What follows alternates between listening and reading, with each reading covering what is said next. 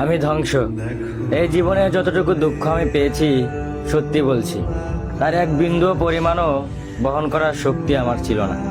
কখনো চাইলেই কাঁদতে পারিনি, কখনো কারো কাঁধে মাথা রেখে বলতে পারিনি আমি ভালো নেই। তাই নিজের ভিতরেই সব জমিয়েছি হাসি মুখের আড়ালে, নীরবতার গভীরে। মানুষ ভাবে আমি শক্ত, আমি নির্লিপ্ত, আমি সব পারি, অথচ কেউ জানে না ভেতরে ভেতরে আমি কতবার ভেবেছি।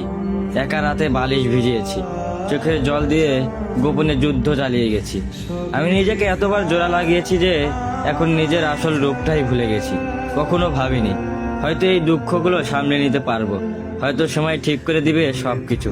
কিন্তু বাস্তবতা হলো আমি আয়ত্তের বাইরে দুঃখ ধারণ করতে করতে এখন নিজেই ধ্বংস হয়ে গেছি।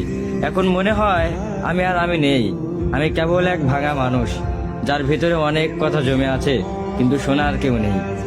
সবাই বলে খারাপ সময় সবসময় থাকে না, সময় ভালো হয়ে যাবে, কিন্তু কেউ বোঝে না সময় শুধু ক্ষত তৈরি করে, সেগুলো শুকায় না। আমি এখন কেবল একটু নীরবতা, মুখে হাসি, চোখে অন্ধকার আর মনে একরাশ দুঃখের বোঝা নিয়ে প্রতিদিন বেঁচে থাকার অভিনয় করে যাই। আমি ধ্বংস হয়েছি, তবু মুখে বলি আমি ভালো আছি।